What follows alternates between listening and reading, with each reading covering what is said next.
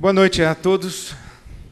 Muito obrigado pelo convite e pela maneira carinhosa como vocês me receberam, me acolheram aqui, o que é de sempre ser bem acolhido aqui em Recife. Muito obrigado mesmo pelo carinho de todos. Eu queria cumprimentar o Fábio e o Novo Jeito e todos os voluntários do Novo Jeito, todas as pessoas engajadas, pelo que tem sido feito, mas muito mais nesse momento pelo que o Novo Jeito se tornou, o que o Novo Jeito é. Além daquilo que faz, o Novo Jeito é uma referência, o Novo Jeito é uma estaca que está fincada no solo, não só de Recife, mas do estado de Pernambuco, e eu tenho certeza que tem sido referência para muitos lugares do Brasil. Então, eu quero cumprimentar e dar os parabéns por essa iniciativa, que me faz lembrar o que Jesus falou, que o reino de Deus, ou o reino do bem, ele começa com uma pequenina semente, mas ele vai crescendo e acaba que extrapola qualquer limite de medida. O Novo Jeito tem essa vocação. Eu fico muito feliz de poder participar aqui com vocês nessa noite.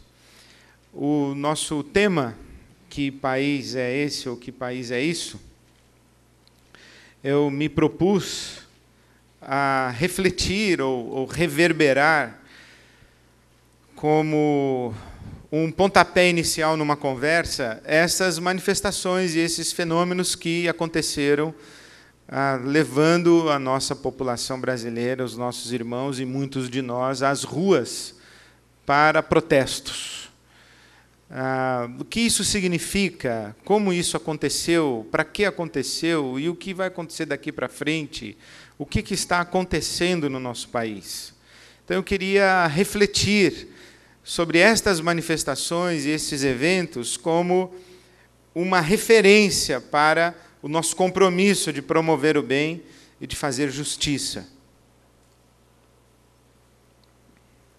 Espero que a minha fala seja só inicial e provocativa para a gente ter um momento de interação com perguntas e se assim for possível, vai ser com certeza o melhor da noite. Bom, primeiro eu queria resgatar a questão da origem, de onde veio essa confusão toda e esse povo todo na rua. Há aí o movimento chamado Occupy, que é internacional. Em vários lugares do mundo, as ruas foram ocupadas, foram tomadas pela população, e criou-se esse nome, deu-se esse nome, o movimento Occupy, o movimento ocupar. É a população na rua. Há a Primavera Árabe, há o que aconteceu no Egito, o que aconteceu na Tunísia, o que está acontecendo na Síria, de modo que o que acontece no Brasil não é um fenômeno brasileiro, é um fenômeno mundial. Há um vento soprando no mundo inteiro, não apenas no Brasil. Digamos que há um espírito de época, e um espírito de época que transborda as fronteiras que nós não imaginávamos, porque aquilo que nós estamos fazendo aqui no Brasil, no Ocidente, chamado cristão, também está acontecendo no Oriente Islâmico. A população está na rua. A ocupação da Praça Tahrir no Egito e o que está acontecendo hoje na Síria, por exemplo, é um debate a respeito dos perigos de um Estado islâmico. E nós aqui somos cristãos. Quer dizer, dois mundos tão distintos estão ocupados com a mesma preocupação. Então, as ruas estão tomadas aonde? No Brasil, em Recife, em São Paulo, no Rio de Janeiro, em Belo Horizonte? Não, as ruas estão tomadas no mundo. Há um vento soprando no mundo. Podemos dizer que é um espírito de época. E um espírito de época que, salvo engano, até então na história não se havia percebido. O que caracteriza esse movimento e essa manifestação da população? Por que o povo tomou a rua? Que características tem esse movimento? Eu ouvi a nossa senadora Marina Silva comentando as manifestações aqui do Brasil. E ela usou algumas palavras que eu achei muito interessantes para identificar esse movimento. A população na rua, ela disse que esse é um movimento multicêntrico, pluritemático, horizontal, autoral, de fronteira, e eu acrescentaria, com aspas ou sem aspas, anárquico. Multicêntrico, porque não tem um centro, são vários centros. Isto é, não há apenas um debate, há muitos debates. É multitemático, né? Então, são muitos temas, em muitos lugares, reunindo muitas lideranças. Não dá para a gente chegar no Brasil e falar assim, quem lidera esse movimento? Não tem um que lidera. São muitas lideranças, são muitos temas, são muitas reivindicações, nascem da base, por isso é que é horizontal. Ninguém é pau-mandado de ninguém, não tem um grande partido, não tem um grande sindicato, não tem um grande governo, não tem uma grande ideologia, não tem um grande líder carismático. Há muitas lideranças, muitos temas, muitas bandeiras, muitas reclamações, muitas reivindicações, muitas propostas. E não dá para reunir a liderança numa sala. Vamos reunir a liderança das manifestações populares no Brasil. Não tem. Não tem uma, são muitas. Quem começou isso? Ninguém sabe. Quando começou? Também ninguém sabe. Onde começou? Também ninguém sabe. A ideia de que isso começou por causa do aumento de 20 centavos na passagem do ônibus é uma ideia... É o que dá para identificar. Mas no exato momento em que surgiu uma manifestação de protesto contra o aumento de 20 centavos, eclode algo que já está presente no coração e na consciência do nosso povo e da nossa nação, e isso ganha as ruas. E ganha as ruas de tal maneira... E não há controle para isso. Não adianta você prender 1, 2, 5, 15, porque você vai ter que prender a população inteira. Não adianta você censurar um blog, censurar um jornal, censurar um canal de televisão. No tempo em que houve o governo militar ou a ditadura militar no Brasil, era uma caça às bruxas. Hoje não é mais possível fazer isso. Não adianta mais fechar um jornal. Já se alastrou de tal maneira que está fora de controle. E é anárquico. Anárquico não no sentido de que está uma bagunça. Não é que está uma bagunça. É anárquico no sentido de que não se obedece a um governo central. Não tem hierarquia. Ninguém manda em ninguém. E é autoral, eu gostei dessa expressão da senadora Marina Silva, autoral, que é o seguinte, você vai para a rua, você protesta com o que você quiser. Uma menininha da minha igreja tem 4 anos de idade, ela foi fotografada e foi página de jornal e de revista semanal. A Naomi, ela sentou com a cartolina, Fabinho, e dizia, mais sorvete. Era a reivindicação da Naomi, 4 aninhos, ela quer mais sorvete. Você pode ir na rua escrever sua cartolina, você escreve o que você quiser. Você vai protestar pelo que você quiser, você vai defender o que você quiser. Você não faz parte de um grupo organizado, você foi para a rua. E eu penso que isso é extraordinário e novo no nosso país. Quais são as... E também a senadora disse, a Marina Silva disse que é um fenômeno de fronteira. O que quer dizer isso? Ela chamou de borda. Não vem dos centros de comando da nossa sociedade, das estruturas de poder da nossa sociedade, ou de onde se esperava que isso viesse. Vem do que poderíamos chamar da periferia. É gente que não tinha voz, gente que não era representada, gente que ninguém falava por ela ou que não se sentia representada por ninguém. Essa gente foi para a rua falar, levando a sua proposta, a sua reivindicação, o seu protesto, a sua reclamação e a sua indignação. Quem ocupou as ruas? Primeiro, quais são as personagens, né, que estavam e estão nas ruas? Primeiro, os militantes. E por militante eu quero dizer pessoas engajadas numa causa. Há pessoas que estão engajadas numa causa há 10, 20, 30, 40, 50 anos lutando por alguma coisa.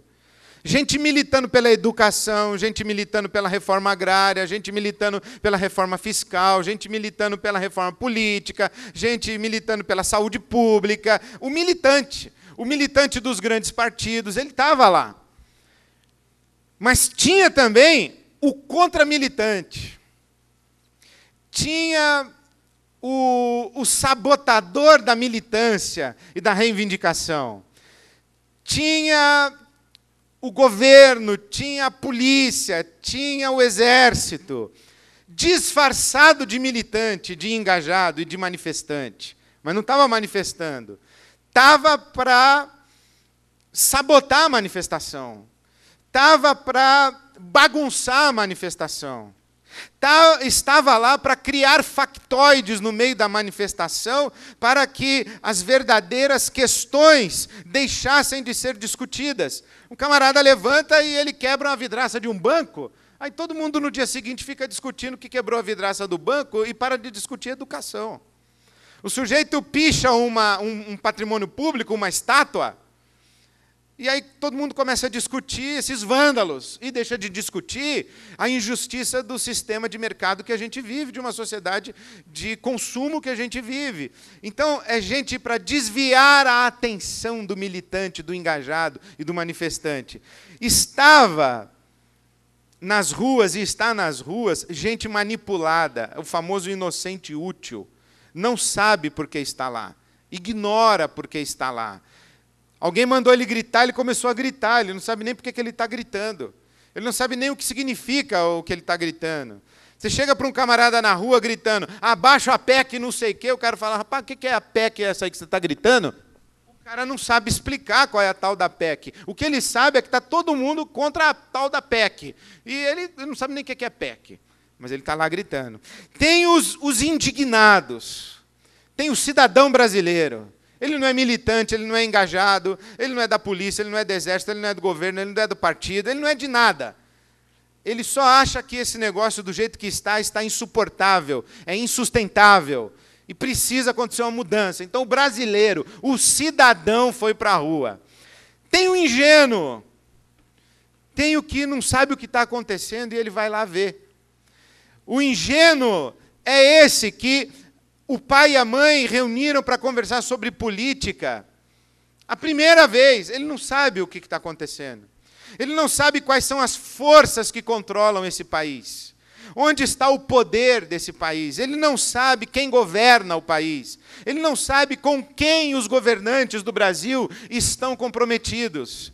Ele não sabe que estrutura de poder existe nessa nação. Ele não sabe o que é PMDB. Ele não sabe o que é PT. Ele não sabe o que é PSDB. Ele nunca ouviu falar em Fernando Collor de Mello. Ele nunca ouviu falar em Jader Barbalho. Ele não sabe por que esse Sarney é um sujeito que deveria já estar na China ou em algum lugar, menos ocupando o lugar que ele está. Ele não sabe.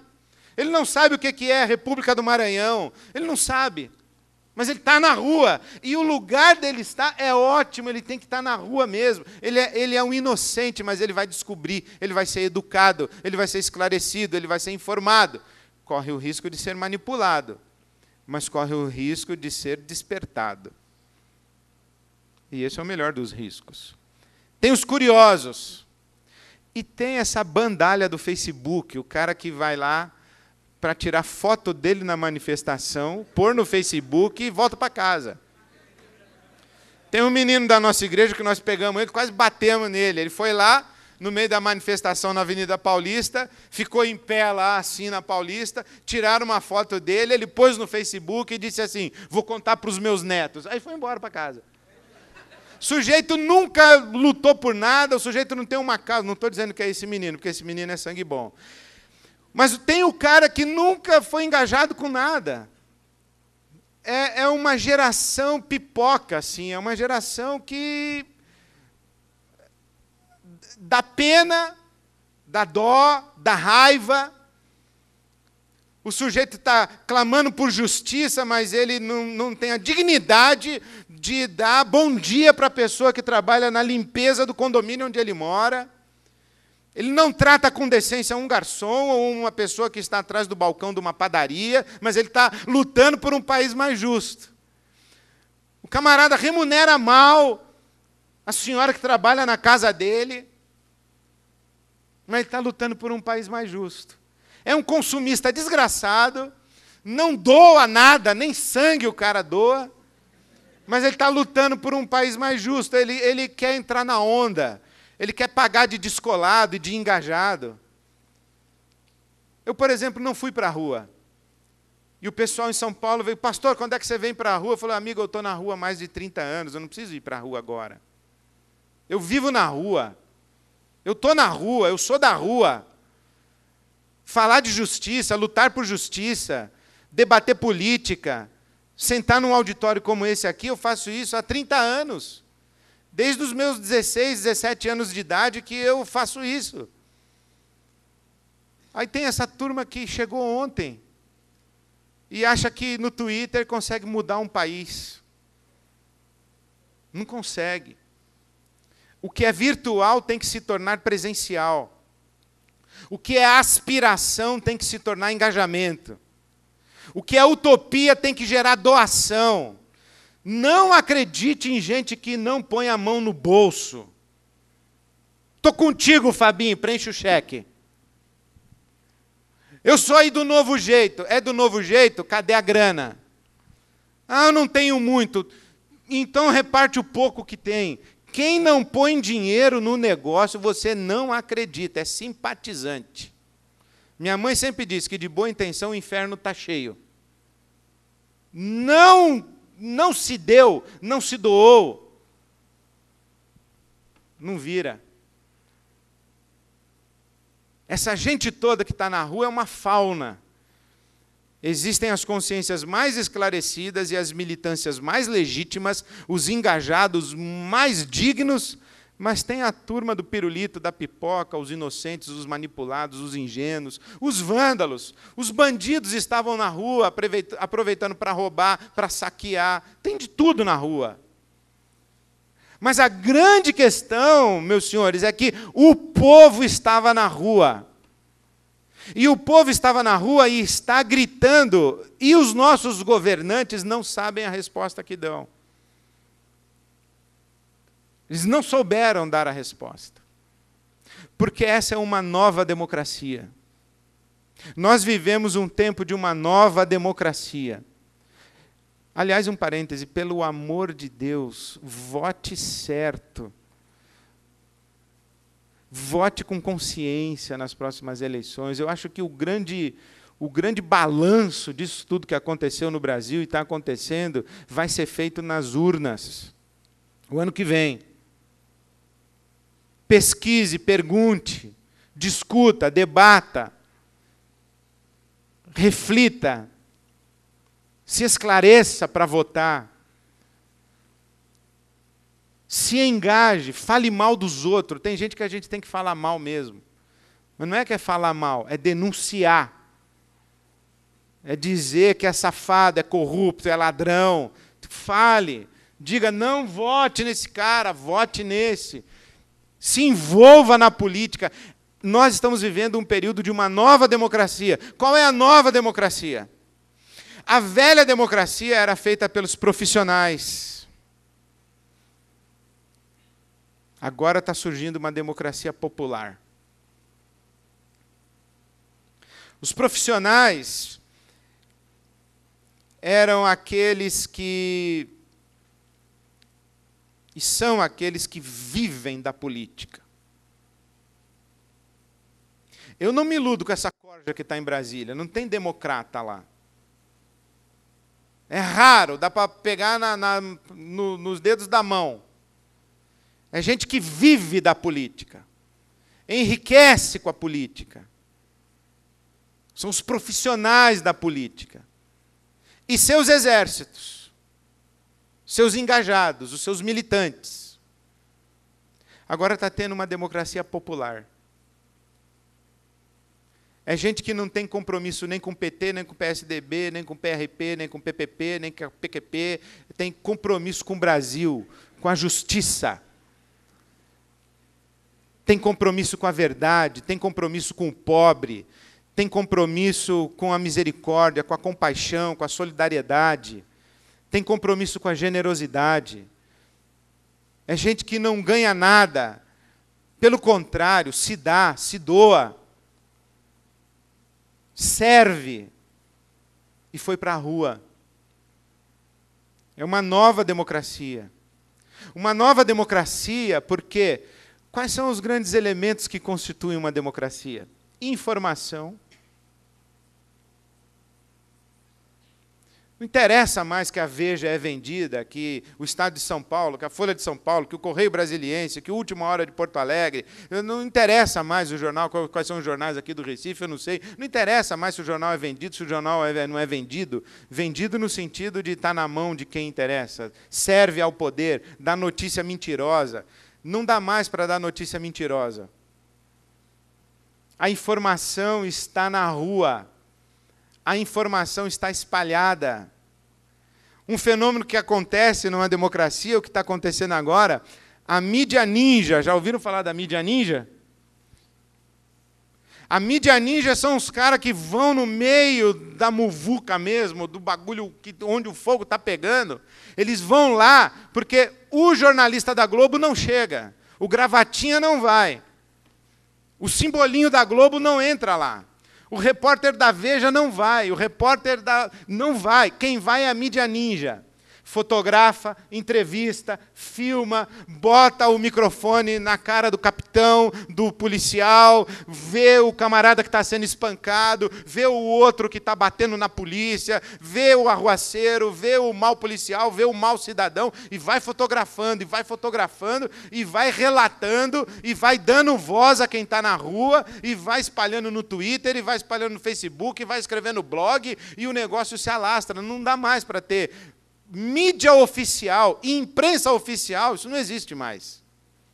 Qual é a imprensa oficial? A informação está espalhada. A opinião está espalhada. Antigamente a gente dependia de um camarada que escreve num grande jornal para a gente ler, ele comentar sobre economia, para a gente ler, ele falar sobre política, para a gente ler qual a opinião dele. Agora tem um monte de gente dando opinião. Os acadêmicos dão opinião, os professores universitários dão opinião, está cheio de blog. Quer dizer, só é desinformado hoje no Brasil quem é burro ou preguiçoso. Porque a informação está aí. A opinião está exposta. Então a gente ouve a opinião de um, de outro, e vai percebendo onde tem uma coerência. E isso vai empoderando a população. Privacidade não existe mais, imagina. Você, por exemplo, que é um chefe estúpido, você tem dias contados, amigão. Um cara vai te filmar gritando com o teu funcionário e vai te meter um processo. Você vai parar no YouTube gritando com o teu funcionário. E se você tem um chefe assim, que grita contigo, te expõe publicamente, te humilha, te trata com indignidade, se você tem um chefe que é preconceituoso, você tem um chefe que é racista, você tem um chefe que é homofóbico, você tem um chefe que é um crente chato, fundamentalista também, sectário. Filma ele, bota ele no YouTube, meu. Essa é a democracia popular. A informação pública está cada vez mais acessível ao público. Não tem mais essa de não engaveta essa fotografia, engaveta esse filminho, engaveta essa informação, vamos proteger o fulano, vamos proteger o beltrano. Não tem mais essa. Com informação e com opinião, com mobilização popular, com organização, quem para a gente? Não dá mais para parar um povo que é informado, que é esclarecido, que busca uma análise lúcida de sua realidade, que começa a saber quem é quem, que se mobiliza, que se organiza, que faz pressão e que obriga o governo a voltar atrás em suas decisões, a mudar o preço da passagem de ônibus, a fazer uma outra alocação de verba pública. Isso não para mais. Tem uma nova democracia no pedaço.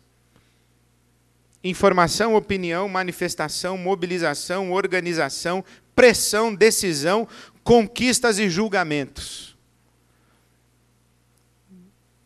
As grandes revoluções acontecem com um preço de sangue. Não dá para fazer revolução sem derramar sangue. Não dá. Mas nós temos uma guilhotina na mão. Nós não vamos matar ninguém, nós não somos esquadrão da morte. Nós temos uma guilhotina na mão, chama urna. Nós temos que derrubar um montão de gente, botar no tribunal e condenar. Falou, sai, não quero mais você, esse papo de você não me representa, nós temos que dizer para esses caras que estão lá. E procurar quem nos representa. Né? Eu fiquei muito impressionado com um grupo que existe no meio disso tudo, chamado Black Bloc. Vocês ouviram falar do Black Bloc? Eu vi uma entrevista com um cara do Black Bloc. O repórter perguntou para ele, quantos vocês são? Ele disse, não faço ideia. Quem é o líder de vocês? Não temos. Qual é a bandeira de vocês? Qualquer uma. E o que vocês fazem? A gente se veste de preto e vai para a rua tocar o horror. Como assim tocar o horror? A gente vai tocar o horror, a gente vai quebrar mesmo, tacar fogo em pneu, a gente vai estourar vidraça, a gente vai tocar o horror. A polícia vem para cima da população com gás lacrimogênio, bomba de efeito moral, bala de borracha, escudo, cacetete, capacete, e a população com cartolina. Nós somos o Black Bloc, nós vamos para cima da polícia também.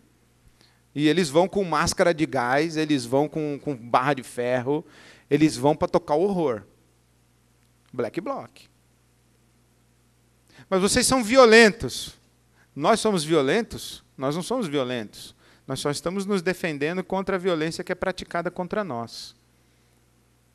Não, mas você acha que quebrar a vidraça de banco, você quer uma coisa mais violenta do que um banco, minha senhora? Que a senhora empresta um dinheiro para o banco, ele paga um jurinho desse tamanho, e a senhora pede um dinheiro emprestado para o banco, ele cobra um juro desse tamanho da senhora. A senhora quer uma coisa mais violenta que um banco? Nós vamos quebrar todas as vidraças deles mesmo. Black Bloc. Black Bloc existe em Nova York, existe no Cairo, existe em Atenas, existe no Rio de Janeiro, em São Paulo, deve existir em Recife também. Eles não são arruaceiros. Presta atenção, eu fiquei impressionado com esses caras, eles são loucos. Eles têm ideologia. Vocês estão depredando o patrimônio público. O Black Bloc respondeu assim para o repórter do GNT. Público de quem, minha senhora? Público de uma meia dúzia. Porque o pobre morre no hospital ali. Público de quem? A senhora está reclamando que nós estamos destruindo o seu teatro? Quem é que ocupa o seu teatro, minha senhora? Que patrimônio público a senhora acha que nós estamos depredando? Estátua? Museu? Nós estamos falando aqui de hospital, minha senhora, de escola. E outra, para protestar tem que tocar o horror mesmo. É o Black Bloc que está falando, não sou eu, hein? Aliás, o Fabinho está de preto aqui, vai trocar essa camiseta, bicho. Ele falou assim, ó, para protestar tem que tocar o horror mesmo, porque nós somos contra esse sistema. E se o camarada diz, ó, você vai protestar de 4 às 5 na avenida tal e só nessa faixa aqui, isso não é protesto. O sistema engoliu você. Disse a hora, o dia, o local e como você ia protestar. Isso não é protesto. O Black Bloc gera uma discussão muito interessante. Alguns dizem que esse movimento Black Bloc, que qualquer um de vocês pode se tornar um Black Bloc, próxima manifestação, você põe uma roupa preta e vai para a rua e fala, sou Black Bloc. Agora, não vai de besta lá para sair no seu Facebook, não vai de manipulado, não vai de ingênuo. Pensa bem se você vai, que você pode ser preso, você pode apanhar da polícia. E se você estiver tocando horror e arruaçando mesmo e a polícia te prender, tem que prender mesmo. Não estamos indo para o pau? Estamos indo para o pau, né? Então, quem vai para o pau tem que assumir as consequências de ir para o pau. Então, o que eu fiquei impressionado é que alguns disseram assim, o Black Bloc cria um horror tão grande que as pessoas começam a discutir o horror e deixam de discutir o que realmente precisa ser discutido. O Black Bloc diz, não, a gente cria um horror tão grande para mostrar para eles que eles não têm como deixar de discutir o que precisa ser discutido, porque nós não vamos parar de tocar o horror.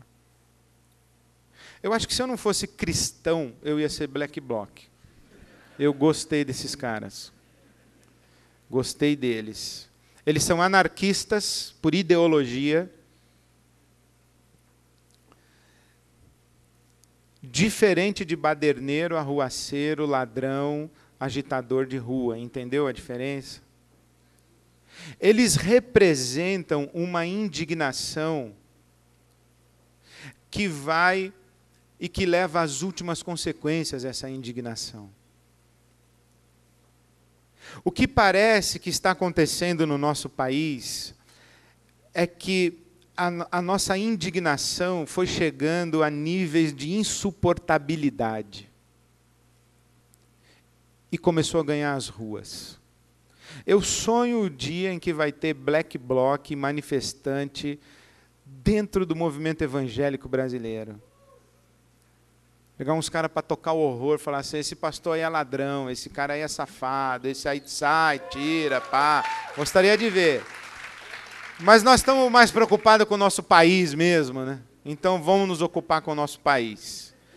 Agora, eu penso que o que gerou isso que está acontecendo aí, primeiro, como eu disse no início, esse vento não é no Brasil, esse vento é no mundo. Então, como disse o Vitor Hugo, nada é tão poderoso quanto uma ideia cujo tempo chegou. Essa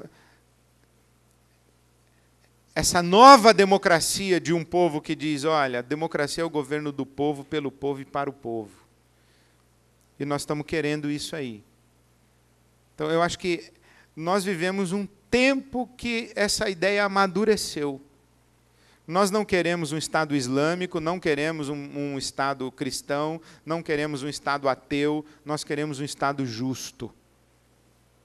Nós não queremos gente mandando na gente, nós queremos um Estado fazendo justiça. Isso é um espírito democrático, republicano. A ideia disso aí eu acho que está madura, está chegando. Mas também eu acho que a gente está no esgotamento, a gente não aguenta mais ler os jornais. E a gente está vivendo um período de indignação coletiva.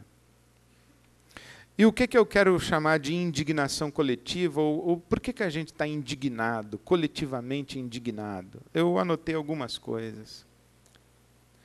A corrupção sistêmica do nosso país. A corrupção sistêmica do nosso país. Nas instâncias do poder público, a corrupção no nosso Brasil é insuportável.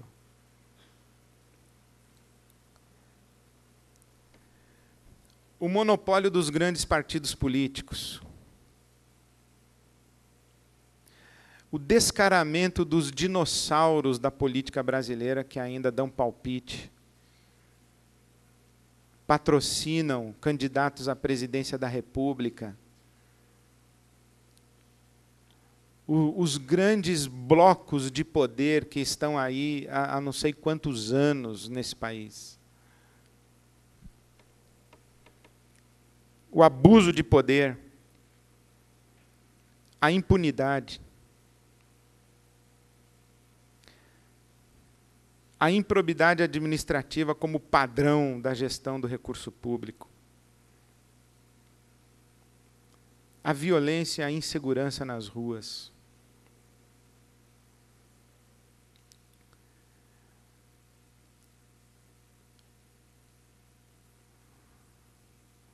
o sucateamento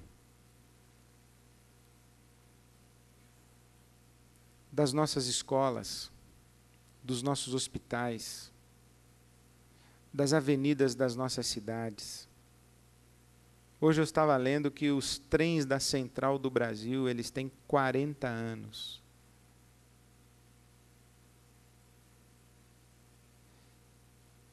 A falta de infraestrutura no país para escoar a produção agrícola.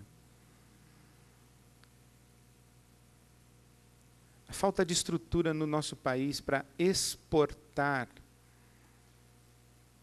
O Porto de Santos é uma vergonha. Vergonha. Nós temos motivos demais para nos indignarmos. E essa indignação, ela foi ganhando densidade. E aí, eu acho que nós começamos a dar uma resposta a esta ameaça de extinção coletiva. Nós começamos a perceber que, de fato, nós somos uma só nação. E que os ricos e pobres do nosso país são um só povo. E que não é possível nós vivermos sem sermos afetados pela desigualdade e pela injustiça social no nosso Brasil. Antigamente, quem tinha plano de saúde ia no hospital de primeira linha e era atendido imediatamente. A última vez que a minha filha procurou um hospital com o plano de saúde que eu tenho, ela ficou 4 horas para ser atendida. 4 horas para ser atendida num hospital de primeira linha na cidade de São Paulo. 4 horas. Se não fosse por dignidade, espírito solidário, vergonha na cara, fé cristã, no mínimo, por perceber que a água começou a bater já pertinho da boca. Porque antes era na periferia que tinha assassinato e que tinha índice de morte. Agora não é mais. Antes eram os pobres, miseráveis, que eram bandidos. Agora os bandidos no nosso país, eles são de classe média. São os nossos filhos. Os nossos filhos estão fumando maconha, cheirando cocaína e traficando. Dentro das nossas igrejas. Nós percebemos que essa barbárie, que esse mal, que essa maldade não respeita mais nenhum sistema de contenção. Pegou todo mundo. Nós estamos ameaçados de extinção.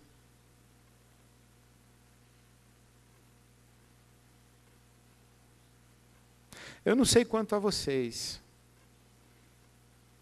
Eu não vou dizer assim que eu tenho medo de andar na cidade de São Paulo. Mas quase. Não, acho que eu tenho medo, sim.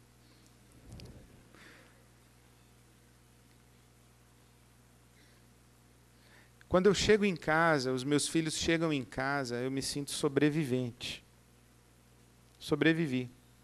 Mais um dia.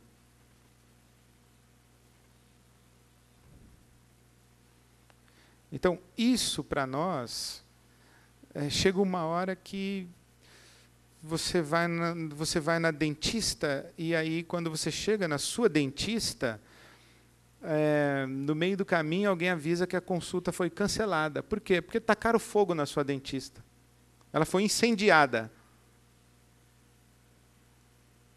Não foi o que aconteceu? A sua dentista foi incendiada.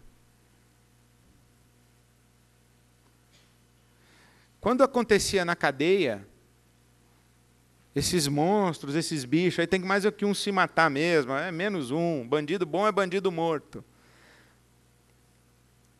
Eram eles. Eram eles. Só que nós percebemos que eles são nós. E que nós somos eles. E nós fomos percebendo uma coisa.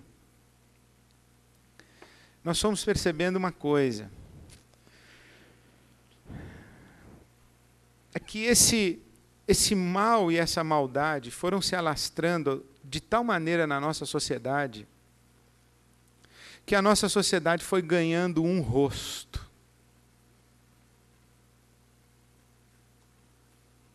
Ela foi se tornando uma sociedade injusta e desigual, não é novidade, sectária, consumista. Uma sociedade que explora. Você, por exemplo, pensava assim, eu não compro produto pirata. Você pensava isso? Eu não tenho CD pirata. Eu compro na loja chique. Aí a gente abre o jornal e descobre que a loja chique que a gente compra produz com trabalho escravo. E que as nossas blusas custam sangue dos pobres. A vovó quer ir para Miami comprar blusinha lá para o netinho por $5. Só que para ter blusinha para netinho com $5 em Miami, tem que ter trabalho escravo na Índia, minha senhora. Senão não vai ter blusinha com $5 em Miami. Quer consumir barato? Vai ter que escravizar para produzir barato. Tem que pegar um monte de boliviano, botar nas tecelagens lá e nas empresas de... Como é que chama que faz roupa lá? Confecção. Lá no Bom Retiro, em São Paulo, pega os bolivianos, bota tudo lá e a gente compra barato. Compra barato, é legal, diz que pechinchou, mas vai ter que escravizar para ter barato. Aí a gente descobre que essa sociedade aí, que vai ganhando um rosto, dali a pouco a gente descobre que esse rosto não é dela a sociedade. Porque eu estou com um paletó que foi feito com trabalho escravo, eu estou com um tênis que foi fabricado na Índia ou na China ou sei lá onde. O meu Nike já não é mais um produto ético.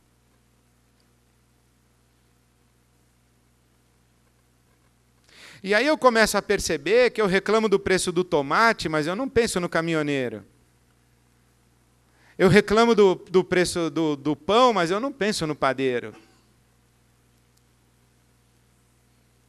Você quer, por exemplo, quando tem o jogo do seu time na televisão, você quer assistir, não quer assistir? E se você tem TV a cabo, e na hora em que você está lá no pay-per-view para ver o seu joguinho de futebol, dá um pau na TV a cabo, você vai pegar o telefoninho e você vai cair matando em cima do cara que estiver lá do outro lado.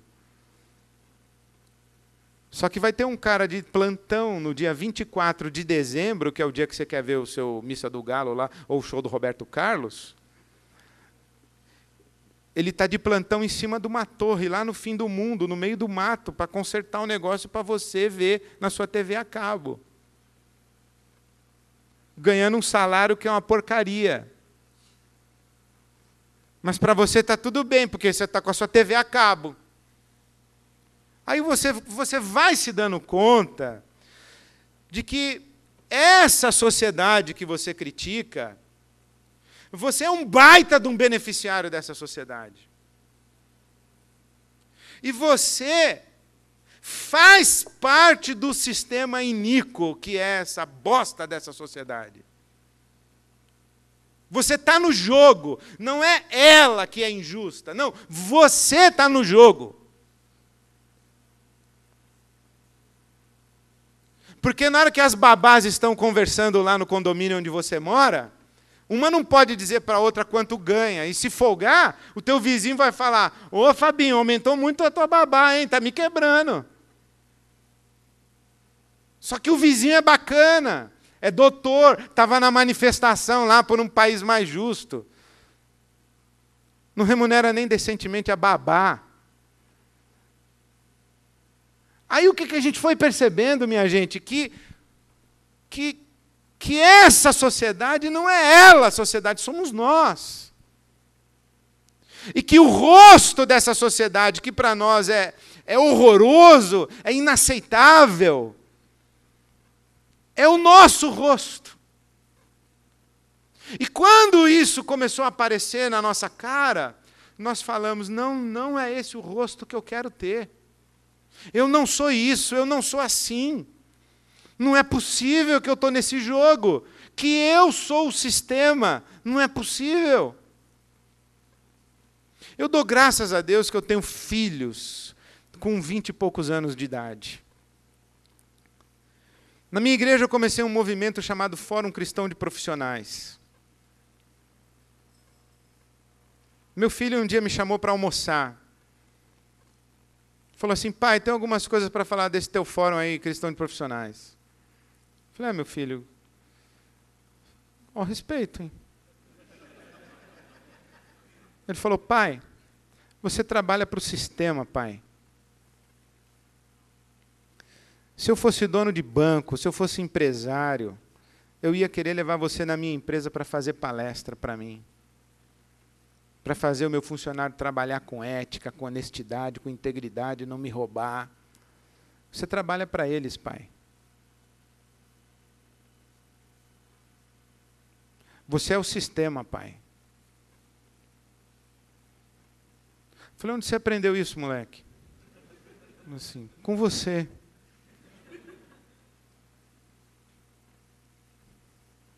Falei: tá bom. Vou fechar o fórum. Vou repensar o fórum. Vou meter o pé no freio do fórum. Eu não sou o sistema. Eu não quero ser o sistema. Eu preciso viver dentro do sistema. Mas eu tenho que viver dentro do sistema para sabotar o sistema.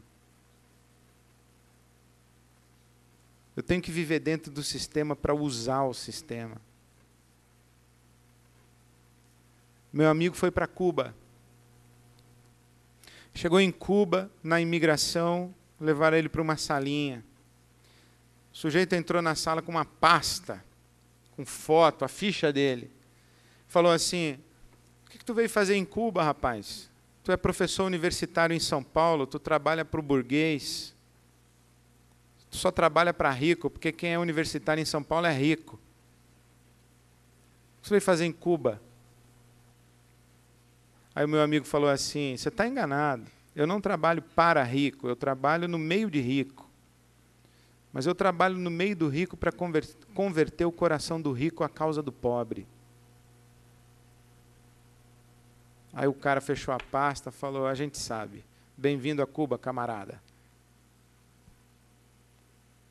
Eu não tenho nenhuma admiração por Cuba, viu, meu? Eu não sou favorável assim à socialização da pobreza. Eu não acho nada legal uma sociedade que todo mundo é pobre e não pode sair de lá porque é escravizado. Uma sociedade que não tem liberdade. Eu desconfio, se tivesse justiça, podia ter liberdade, porque ninguém ia querer sair de um lugar onde tem justiça. Agora, que é admirável Cuba sobreviver com o embargo que sofre, é admirável. E que é admirável que, apesar de tudo, ter aquele... O Fidel eu acho um louco. Se é que ele ainda está vivo, né? Fidel está vivo? Hã? Bom, pelo menos não foi noticiado que ele faleceu. Eu acho admirável que Cuba ainda seja um paradigma alimentador de utopia. Eu acho incrível isso. Nunca fui para Cuba, não sou militante do PT, não sou de esquerda, aliás, eu não sei mais o que eu sou. Se eu sou de direita, de esquerda, se os meus amigos são militantes do PT, são socialistas de carteirinha, eu não sou, mas eu acho admirável.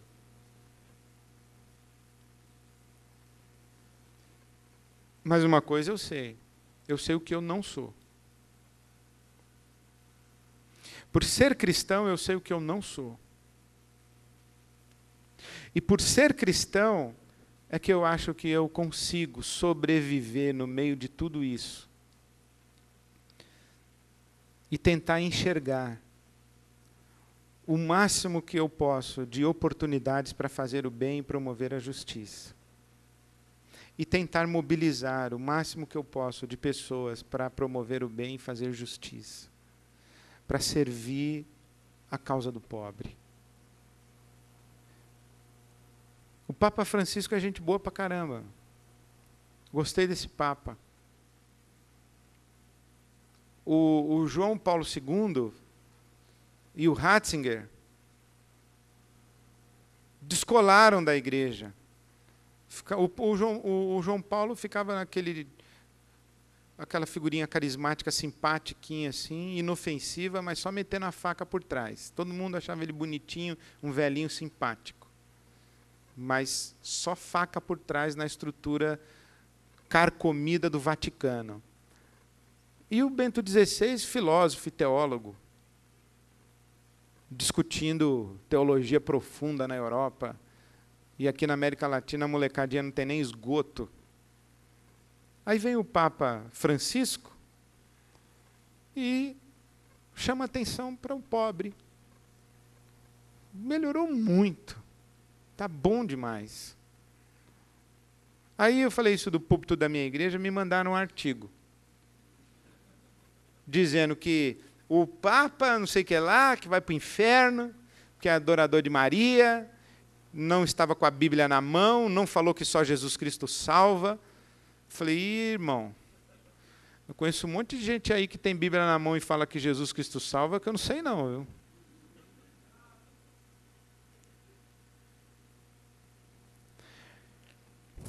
Termino para a gente abrir para perguntas, acho que eu já falei muito. Termino com uma frase que eu acho que eu aprendi com Jesus. Rico no reino de Deus é quem está comprometido com o pobre do reino dos homens. Rico no reino de Deus é quem está comprometido com o pobre no reino dos homens. E chegou um momento no nosso país em que nós temos esse privilégio de tomar posição a favor do pobre, a favor do bem e a favor da justiça. Parabéns ao Novo Jeito pelo que tem feito, pelo que tem se tornado e pelas iniciativas que tem desenvolvido. Muito obrigado.